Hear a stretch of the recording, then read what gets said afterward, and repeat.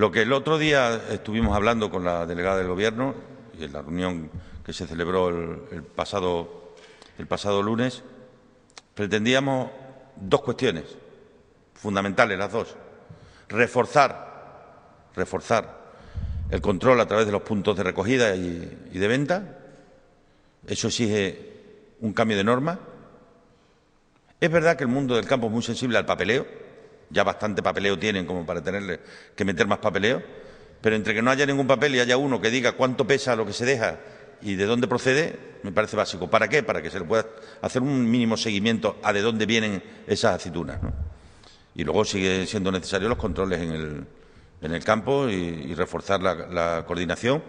Yo la sensación que saqué de la reunión y sobre todo de lo que el teniente coronel de la Guardia Civil allí nos informó es que creo que tienen un conocimiento bastante en profundidad de los movimientos que se están produciendo y de dónde vienen esos movimientos, pero también es verdad que es mucho más difícil hacer un seguimiento de gente que no están fijas en ninguna parte, que hoy pueden estar en Extremadura y mañana estar en Jaén, Sevilla o en Huelva, ¿no?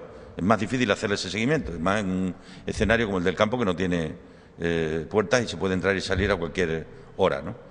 El problema de este año especial es el precio de la aceituna. Eso nadie lo oculta y todos lo sabemos, ¿no?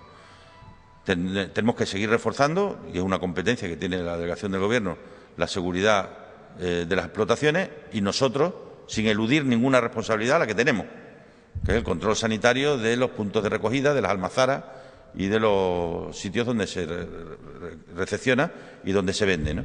Y es una labor conjunta, y yo creo que bien haríamos ahora, en vez de estar buscando culpables, que cada uno pongamos la solución que tengamos en nuestras manos, ¿no?